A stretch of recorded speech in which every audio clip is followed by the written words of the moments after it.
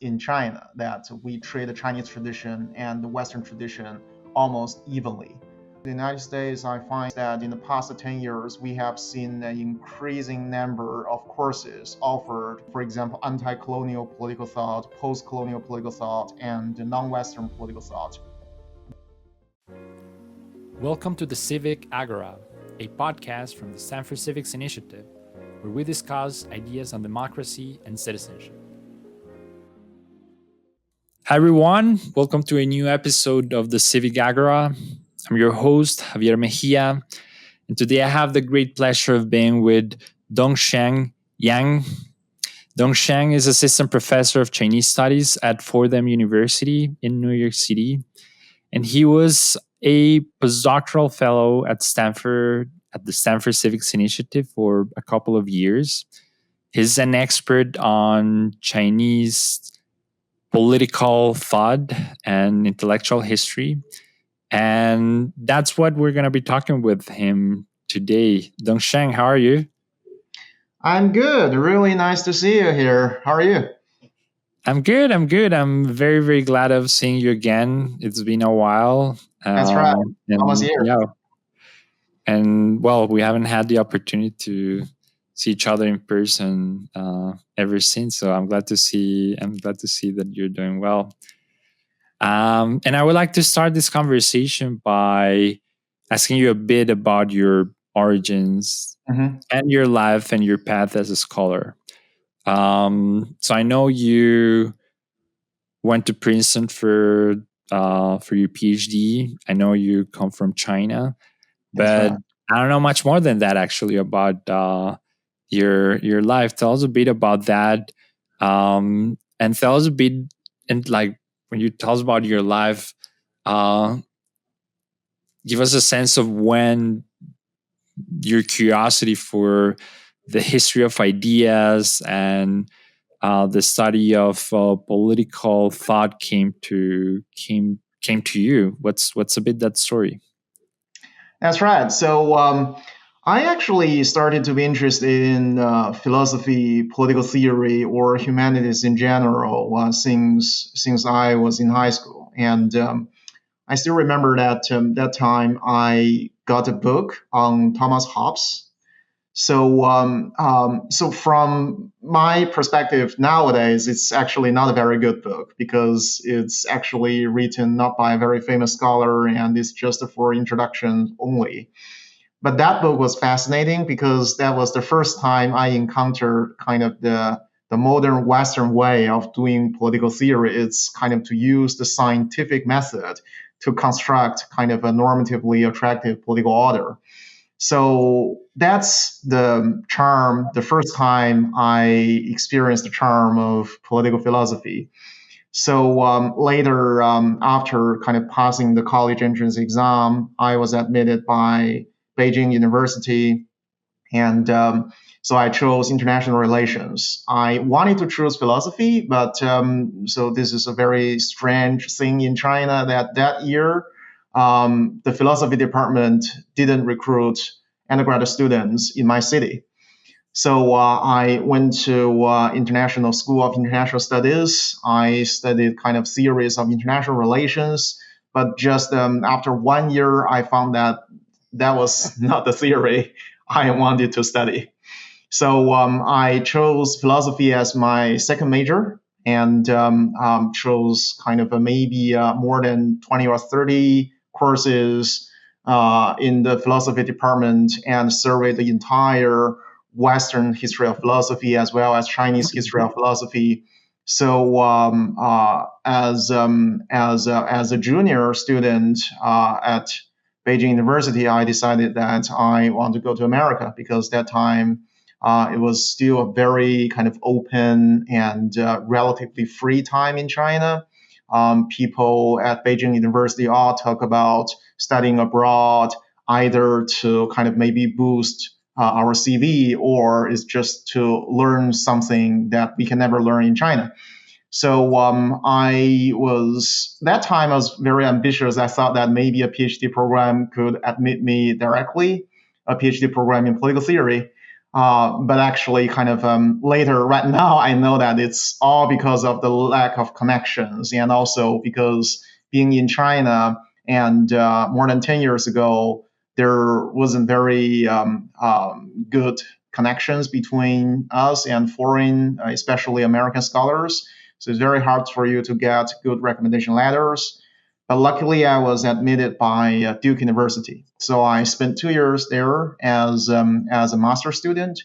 And then I applied again and got the offer from Princeton University. So I stayed there for 6 years, finished my coursework and dissertation.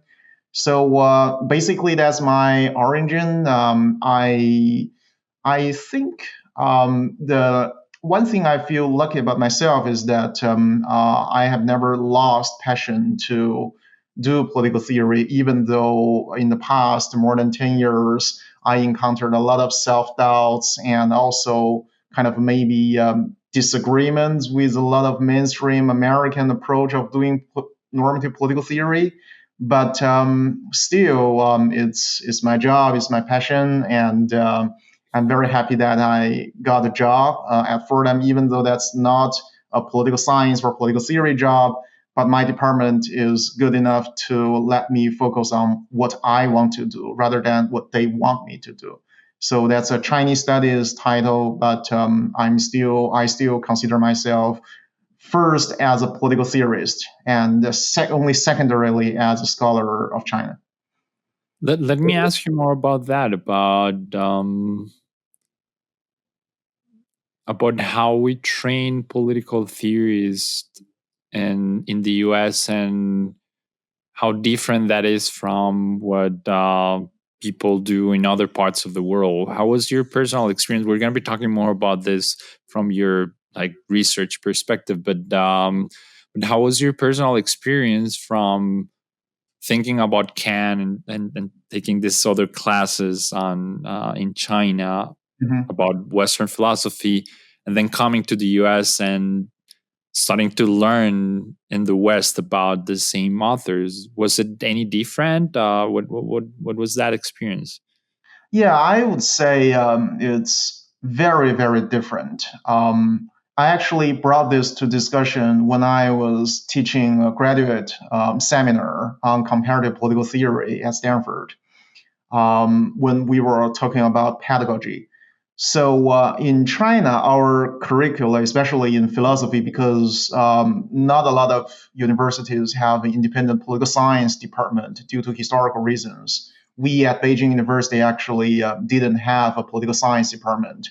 So you have to go to kind of international studies or the kind of public administration school to look for political science classes, political theory classes, especially. And the philosophy department has a very strong lineup of political theory, political philosophy classes. But one thing that makes China, or maybe a lot of almost all other Asian universities, different from American universities, is that we emphasize our own tradition as well as the Western tradition equally. So, for example, we have to take at least the two courses in the history of Western philosophy and equally two courses in the history of Chinese philosophy. And for us to get a degree, a second degree in philosophy, you have to devote equal amount of time to Chinese philosophy and Western philosophy. And in addition to that, also to ethics, to aesthetics, and history of science. But again, so these courses will be divided almost evenly to the Western part and Chinese part. But after coming to the United States, I find that yes, very understandably, they just focus on the Western tradition. But the good thing is that in the past 10 years, we have seen an increasing number of courses offered on, for example, anti-colonial political thought, post-colonial political thought, and non-Western political thought. But still, it's not as in China that we treat the Chinese tradition and the Western tradition almost evenly. But one thing I would say that America teaches me more is that it's a more diverse country. And in China, actually, at least when I was a student, we didn't emphasize other non-Western traditions. So unless you have really, really dedicated to, for example, Indian philosophy or Islamic philosophy, otherwise there is no requirement for you to understand those other traditions. Whereas in America, I feel that I'm more incentivized to learn those other traditions that I was not very familiar with. So to prepare my courses, and in my course of graduate studies, I was able to read Gandhi, to read Tagore, to read some other Islamic thinkers, and occasionally also Latin American political thinkers from my conference, from my interactions with other scholars. So I would say that that's the major difference. So in China, it's more like kind of equal distribution between Western and Chinese civilizations or traditions, whereas in America, you still see the mainstream of doing contemporary American normative political theory, whereas on the other hand, you see a very diverse range of intellectual pursuit. Let me ask you more about I guess, the evolution of the interest in the attention Mm-hmm. for these non-classical Western traditions, right? So you were Mm-hmm. describing how that seems to be increasing in recent years, and I would like to know in particular about Chinese political thought, how that has evolved over time, because you, based on what you've told me, I get the impression that there was a wave of scholars from China that were coming to the US that probably fed some of this interest. But you seem also to suggest that those things have changed recently, right? So, is that actually the case? What has happened? How do you think that the field is going to evolve in the coming years, considering the probably limitations of the exposure of scholars from China in the US? How do you think about this?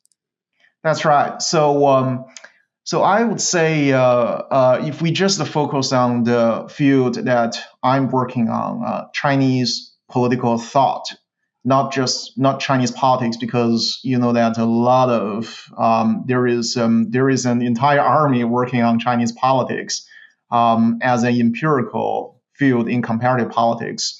Whereas if you mention, for example, normative theories about China or the history of Chinese political thought, this is still a very marginal and minor field.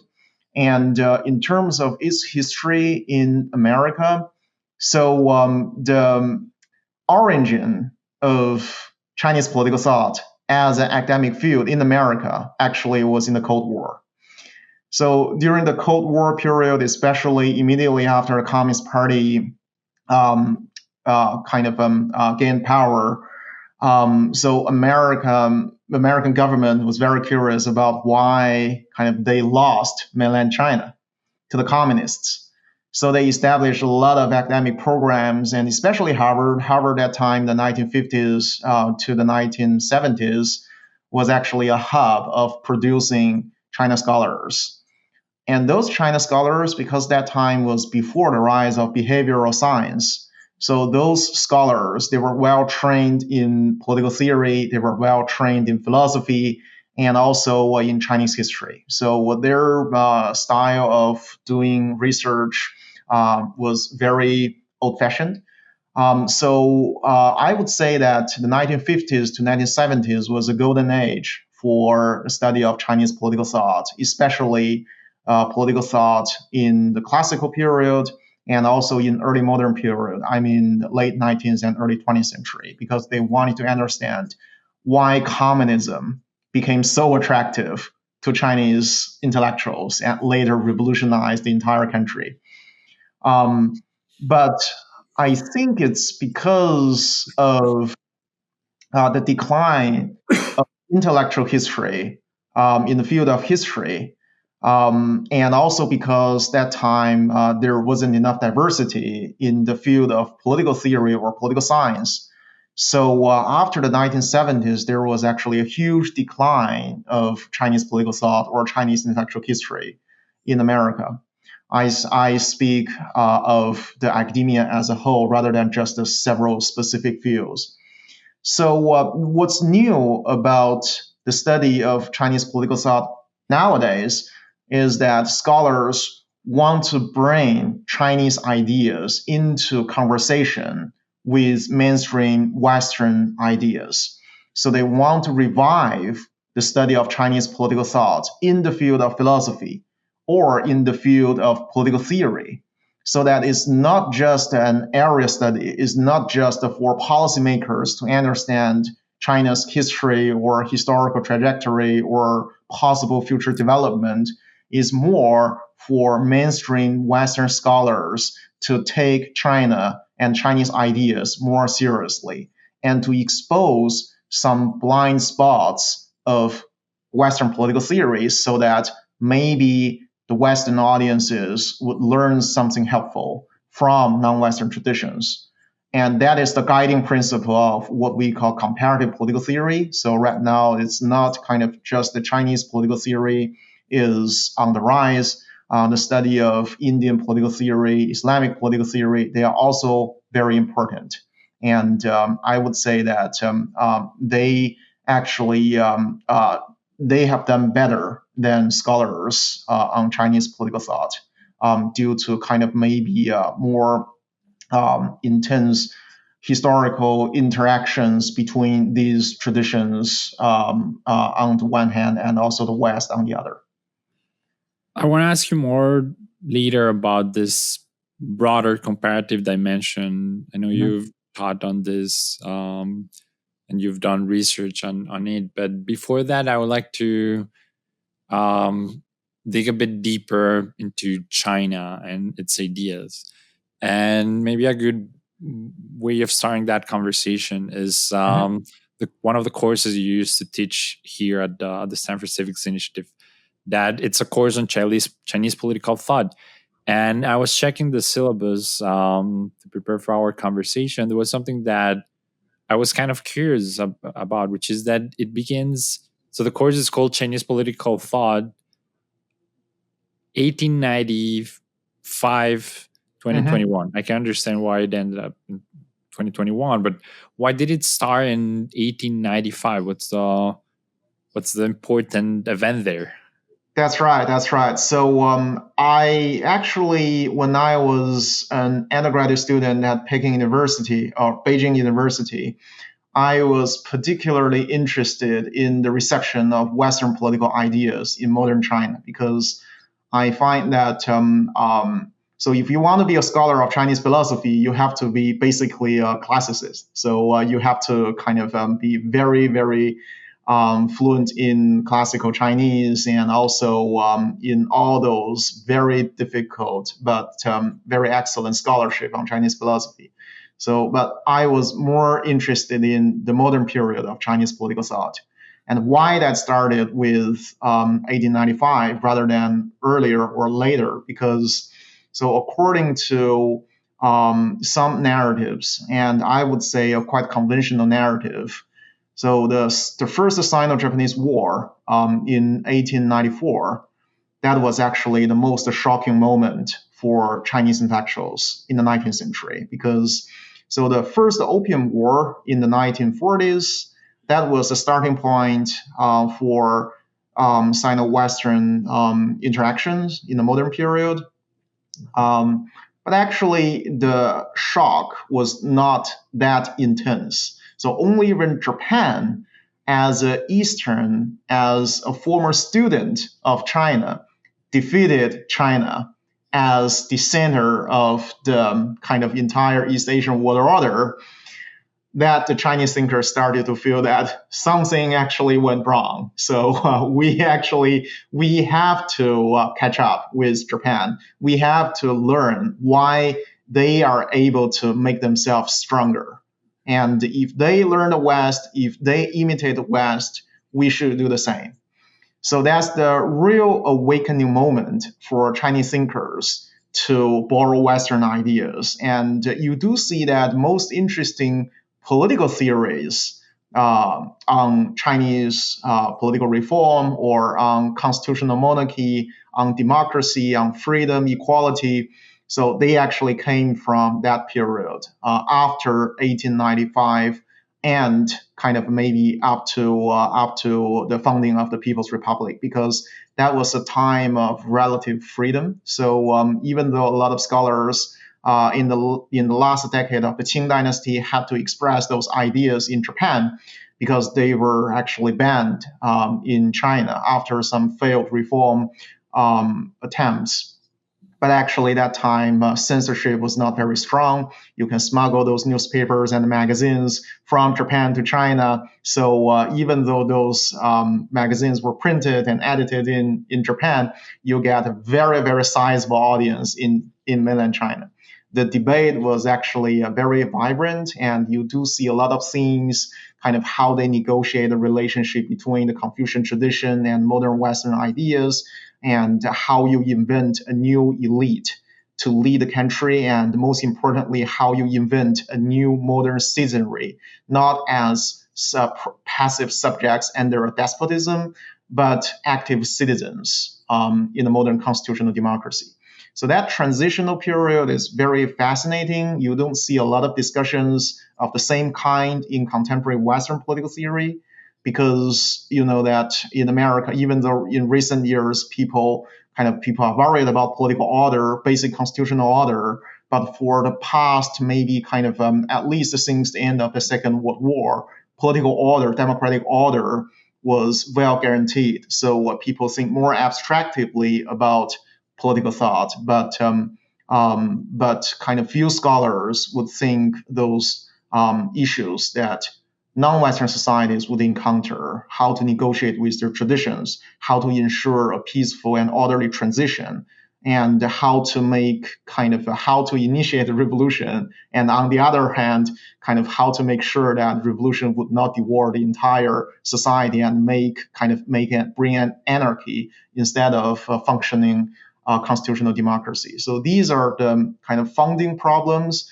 Americans may tend to think that they have solved that problem in the 18th century, or maybe the second time during the Civil War. But you would find that even in 2023, even right now, we are still solving the problem of political funding. So the same problem emerges again and again in China. And makes China kind of different from other established Western liberal democracies. It's super interesting. I have many questions based on what you told me, but I'm curious about the logistics of the sort of like rediscovery of the West in China. So this happens through Japan then for a good part, right? So you seem to describe that it's not exactly that the Chinese market is demanding this European books or newspapers through Japan, that in the very beginning, that's how they're accessing this information, right? Exactly, that's right. So Japan actually played a fundamental role of disseminating Western ideas to the entire East Asia. So China actually had some very good translators, and people believe that a person called Yan Fu is the founding father of modern Chinese political thought. But actually, he translated a lot of books, including Mill's On Liberty and Adam Smith's The Wealth of Nations. But kind of for more political science or political theoretical discussions of the Western world, its entire history and its contemporary in that time, the turn of century, early 20th century. So that actually came from Japan, because Japanese scholars were maybe 2 or 3 decades ahead of Chinese scholars of studying Western ideas and Western practices.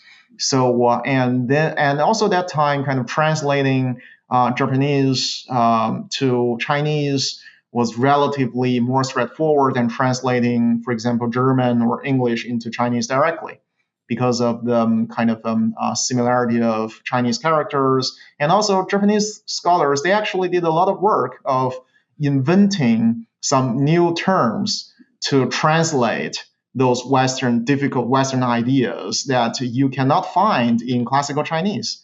So they actually did a very good job in this, and they saved a lot of time and effort for Chinese scholars. And okay, I want to again ask you many things about this, and I guess my broad question here would be, what were the following steps after that, right? But Mhm. but for that, I want to ask you first, what were the things that at the very beginning were more attractive for the Chinese audience? So you were talking about Adam Smith and Mill, so it seems like classical liberalism was that. But I mean, this is like, these are ideas that were developed a century before the events we're describing, right? So I don't know, what was those first ideas that became popular among Chinese intellectuals that were coming from the West? And then what happened? Tell me about, well, like, how do we end up with having the proliferation of communist ideas? Tell me about that. That's right. So a conventional narrative in the early 1980s is that actually the first generation of modern Chinese political thinkers, they were attracted to modern liberalism, not because of abstract concepts such as personal freedom, individualism, individual rights, or equality. It was because of nationalism. So there is a very famous secondary book on Yan Fu's political thought by Benjamin Schwartz. So he's actually a very key figure of the Harvard Circle for studying Chinese thought from the 1950s to the 1980s. So his argument, very, very famous argument, was that Yan Fu was attracted to liberalism because he believed that it was liberalism that made the United Kingdom great, the Great Britain great in the world. Because if you give people the right to participate in politics, and if you arrange political institutions so that elites and ordinary people can compete with each other, can struggle, and maintain that struggle within an institutional framework, then actually you create a very energetic society. And this energetic society, when they cannot contain their energy within their single country, they colonize the entire world. So it's actually an overflowing of energy, and it's kind of like a very power-based and social Darwinist. And that time, actually, social Darwinism Herbert Spencer was super popular in China. And so that was why liberalism and its associated concepts such as freedom and democracy had to be introduced to China, because they believed that, yes, you invent a vibrant citizenry so that China can be more competitive in international affairs. And there is one thinker called Liang Qichao who's super influential in China. He even thought that after we become stronger, let's colonize some other places. For example, Southeast Asia. It's actually fine to colonize them. And you know what? A lot of Southern Chinese immigrants, they thrive in other societies, in Indonesia, in Malaysia. So why don't we just maybe expand our living spaces? He actually used the term living spaces. To make China more competitive. And so that was their idea. But after practicing those ideas for maybe 10 years after the Republican Revolution in 1911, people were super disappointed because that was a total chaos. There was 2 restorations of monarchy. There were civil wars. There were endless quarrels between political elites, and constitutional democracy basically was nothing. And that was an anarchy, and also separatist forces in each province. They would drive China apart. So that's why Chinese thinkers started to think that maybe liberal democracy was not a very good method for making China stronger. Let's find some other ideas. So communism as a wholesale alternative to the liberal solution would be a better option. So that's why intellectuals turned radical in the 1920s and started to kind of maybe use Leninist ideas to transform China. So the Communist Party was not the only party to become Leninist. Actually, the Nationalist Party, the Kuomintang Party, also aspired to become Leninist. So their only difference with the Communist Party was that they were not able to resolve internal factional conflicts. And the Communist Party, by using the democratic centralism, they were able to unify the entire country and defeated the Kuomintang Party, the Nationalist Party, and founded the Communist China. So that was the conventional narrative, which I think is basically right, even though I'm trying to modify that. But if you see the entire picture, this is the narrative that most kind of that is most received by at least the Chinese thinkers. The Communist Party also said the same. In our kind of history books, we were taught that the Communist Party was chosen not by the heaven, that was the old Confucian justification, but by history. It's after our trials and errors that people find that only communism can save China, and only communism can build a new nation and new life. So that's the narrative. It's super interesting. I mean, I've heard some of these stories vaguely over my career, but I think I've never had like such a well specified stories. I'm very glad I'm learning a lot from this conversation. But okay, so then communism arrives, and for many people in the West, that's pretty much the end of the story. Maybe they would say, well, eventually China opens up, and well, and Deng Xiaoping and whatever, and that. But I'm sure you're going to tell me that there are many more things happening, right? So tell me about that, right? How much change is there during the communist era? What is it really that transformational, the period of Deng Xiaoping, right? Like what happens after communism gets to power, and its ideas become the core of the political regime? That's right. That's right. So actually, when Xi Jinping just came to power in the early 2010s, so he once mentioned that the entire history of the People's Republic of China should be divided into two periods. The first is the first 30 years, and the second 30 years. So the first 30 years, that was the Maoist period, and you see kind of very, very strong state-led socialist construction, and also a super destructive cultural revolution. And in addition to that, also periodic political campaigns that persecute people, but also kind of ensure that communism would be instilled to the Chinese mind. On the other, that's the second 30 years. That's the reform and opening. That's the period of Deng Xiaoping and later Chinese leaders. It focuses on economic development and people's material benefits. And the Communist Party also pays lip service to building a so-called socialist democracy that is different from the radical democracy in the Maoist period. So that's kind of the setup of contemporary debates about China. And the Cultural Revolution is a really landmark moment. And so maybe you can talk more with Simon Law, the current postdoc at Civics Initiative, because he's working on this time period.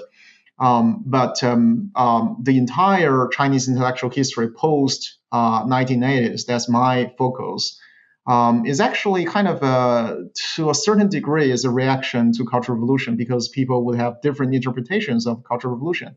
So some would say that the Cultural Revolution is just a continuation of ancient traditional Chinese imperial political system and ideology. So it's because Mao is still like kind of a modern incarnation of traditional Chinese emperor. So we have this Cultural Revolution because he's able to implement his crazy ideas without any institutional constraint. Whereas you can get another interpretation that is more radical, that is more modern, which argues that actually Mao has no precedence in Chinese history. He is a total kind of a maybe creature in the modern period, and actually kind of his ideas of people's democracy, of maybe mass political participation, can still guide our normative vision for a future China. So, and then you have the third school of thought, that is Confucianism, and they actually want to argue that no, the debate between the liberals and the communists, between the liberals and the Maoists, actually is not suitable for China now. We are actually our way of national revival, and we want to develop a political ideology or political theory that is more suitable to cultural nationalism rather than so-called universal values of liberalism or universal radical values of Mao or communism.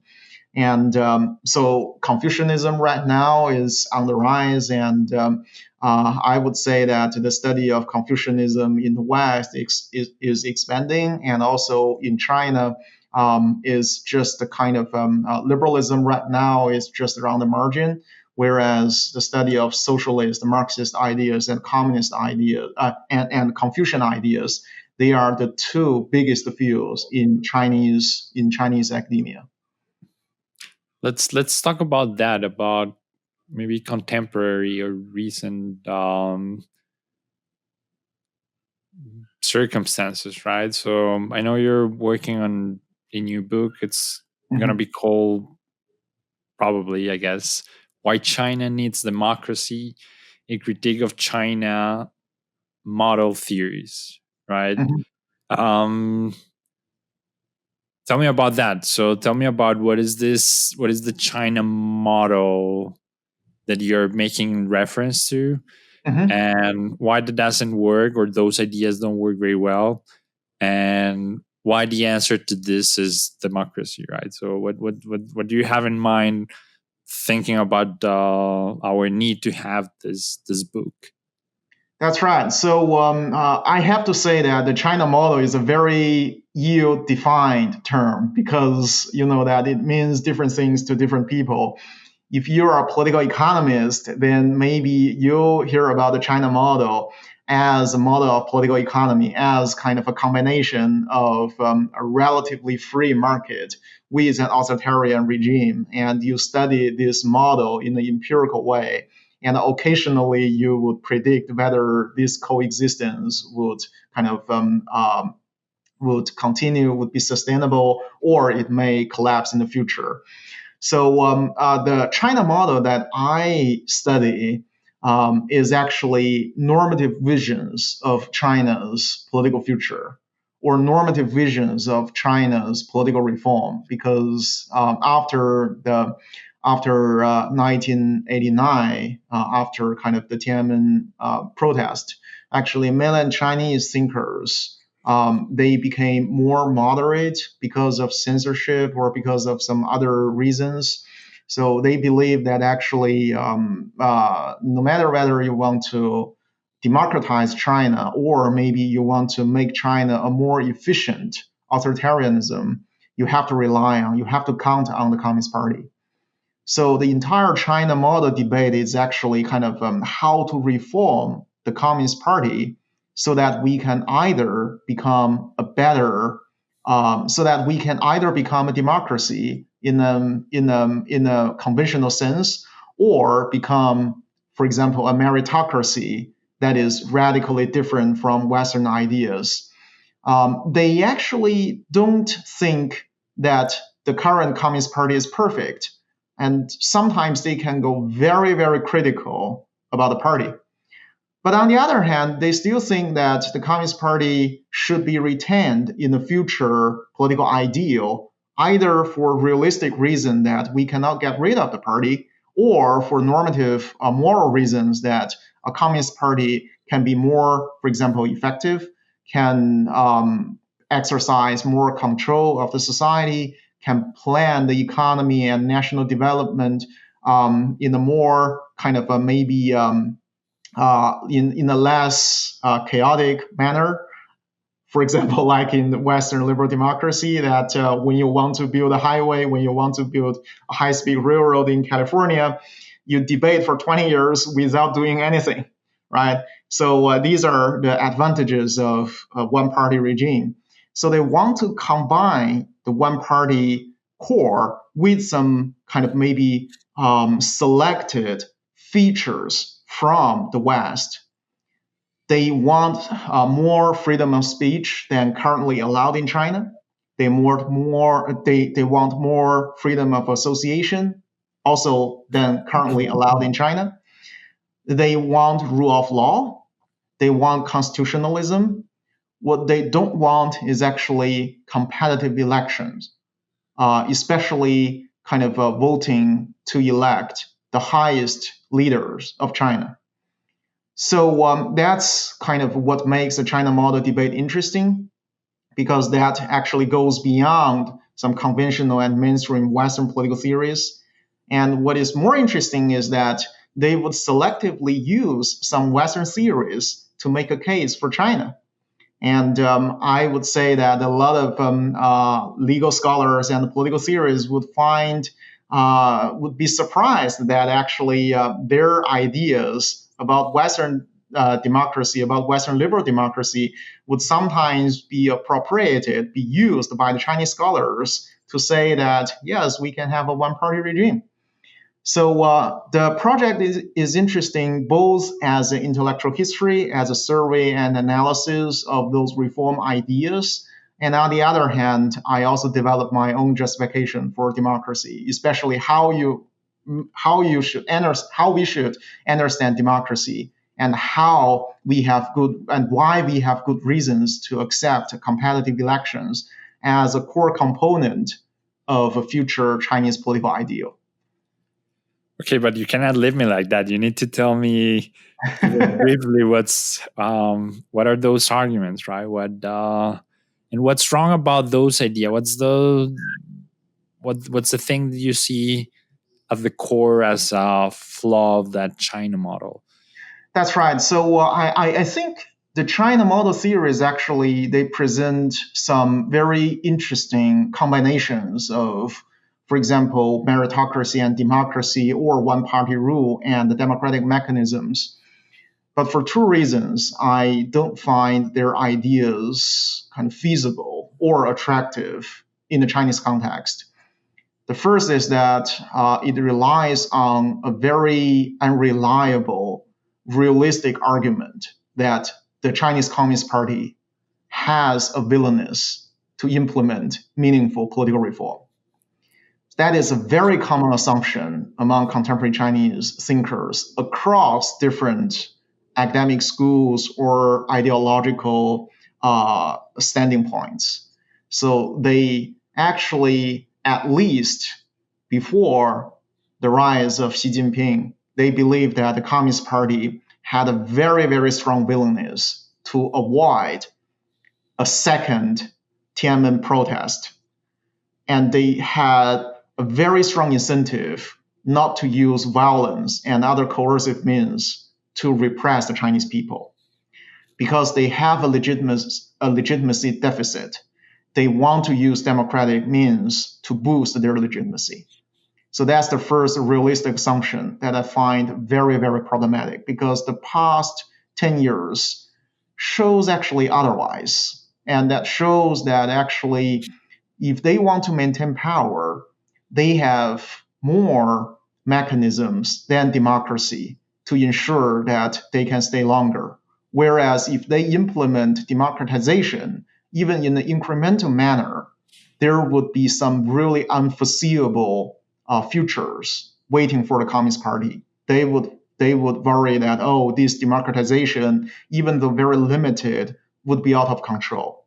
And if it is out of control, we would use more coercive means to kind of maintain our rule. So the risk is not kind of acceptable from the Communist Party's perspective. So that's partially the reason why they want to tighten authoritarian control by using those high-tech means developed in the recent years. So that's the first realistic argument I find empirically problematic. The second moral argument is that they all believe we can have a virtuous party and we can rely on some accountability mechanisms that do not involve popular input and popular election.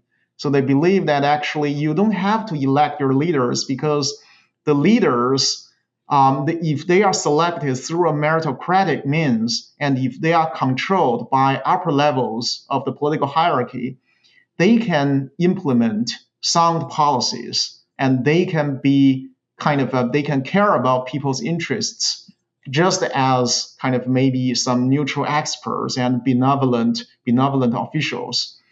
So I don't think this moral argument also holds because if empirically speaking, you see a lot of bad policies implemented by the party, and also because of the democratic centralism as a central principle of the Leninist party, for most of the time, lower level officials would have to implement whatever decisions made by the upper level. So even though the lower level officials, they would have better ideas about how to make their people happier. So those ideas would be offset and sometimes, and I would say most of the time, would be overridden by the view of the superior. So if you want better government, then probably that's also a strong argument for democratizing the entire Chinese regime. So these are kind of the two arguments, the primary arguments. I mean, as I would emphasize in my book, if it's lucky to get published, these arguments are actually not innovative because these are based on our experiences and also hundreds of years of political science studies. So I don't claim any originality in these arguments, but I feel that there is still a need to develop those arguments in the Chinese context so that kind of we can maybe abandon or radically rethink some commonly received, some conventional wisdoms in the Chinese context. I think we need to schedule a new conversation to talk about the entire book once it's out. But I would like to finish with one more question that will take us back to the broader view that you describe as becoming more popular in the field, right? This comparative political theory approach, right? And you work on this, you teach this type of ideas. You had a course at Stanford that was called Political Thought in Modern Asia Between East and West Asia. And there you didn't talk just about China, but you brought in India, the Middle East, and that sounds very challenging, right? So you're dealing there with very short courses, the ones we have in the quarter system at Stanford. What's the approach that you managed there, right? And how do you deal with this tension related to the fact that these traditions are probably very different? But I guess that part of the exercise is identifying the features that are common among them, the reaction to, I guess, the Western ideas. What's the spirit of that course, and how do you, in general, approach this challenge of thinking globally about the evolution of ideas without being simplistic about the particularities of the different traditions? That's right. So when I first proposed that course at Stanford, I was like, if I just offer a course on Chinese political thought, maybe that's too narrow, and I may not be able to attract a lot of students. So I wanted to challenge myself and to step into some fields that I'm not familiar with. But because this is teaching and because the format was actually a seminar, I don't have to claim any intellectual authority. I can say that I would be willing to learn with my students. So I actually got a very diverse pool of students. So even though that was actually a pandemic year, I had to teach online, but actually every time the discussion was super interesting. So the way that I organize the syllabus is actually to divide that into two parts. So the first half of the quarter, and right now at Stanford at Fordham, I still teach this course. So the first half of the term, we actually study um, political thought in modern Asia through concepts. The key concepts would involve the modern state, freedom, democracy, human rights, world order, gender equality, and and also racism. So these are the themes that I find super important in contemporary political life. So I want to ask my students to understand non-Western perspectives on those concepts rather than just a kind of very straightforwardly introduce them some key figures and very influential books that they should read because they may not have enough ideas about the historical context of those political writings, and they may not have very good ideas about the challenges these societies have been facing. So the second half of the term, because students, I believe that after they have been well prepared about thinking normatively about those modern political concepts from both a Western and non-Western perspective, I introduce some very exemplary political writings in each Asian society. And so definitely, I told my students that I can only claim authority in Chinese political thought, and for Japanese political thought, Islamic and Indian political thought. So these are just the kind of fields that I'm also learning with my students. But one thing that I want to emphasize is that I organize the course kind of to especially want students to know divergent interpretations of their tradition. So it's not just like, okay, Confucianism is very conservative, Confucianism is incompatible with liberal democracy, or that Confucianism is a very good intellectual tradition. It promotes communitarianism, is actually kind of is actually good medicine to solve the illness, to cure the illness of individualism. So these are just very simplified and polarized opinions about an Asian tradition. So what I want to show to students is that there can be multiple different possibilities of interpreting those non-Western traditions. And so you have to be open-minded and you have to maybe think deeper than some maybe very simplistic and stereotypical ideas about non-Western thought.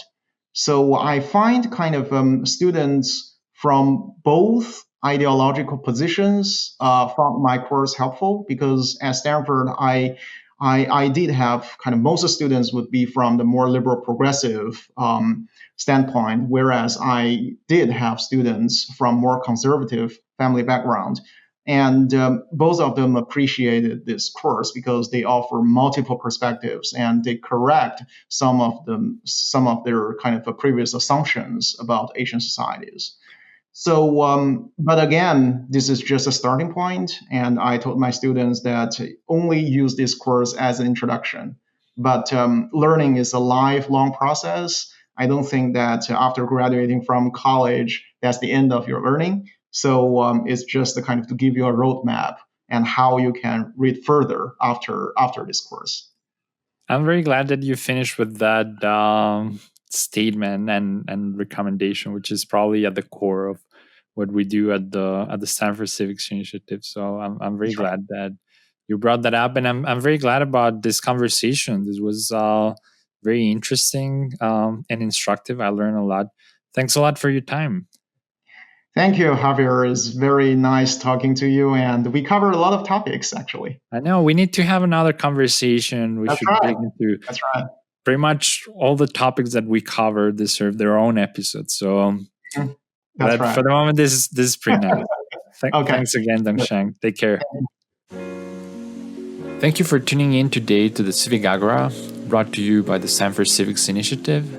Don't forget to stay connected with us on YouTube and Spotify, where you can discover more podcast episodes and gain access to additional information about the Stanford Civics Initiative. I'm your host, Javier Mejia. Feel free to follow me on Twitter at Javier Mejia C and connect with me on LinkedIn as Javier Mejia Cubillos. Until next time, stay engaged. Thank you and take care.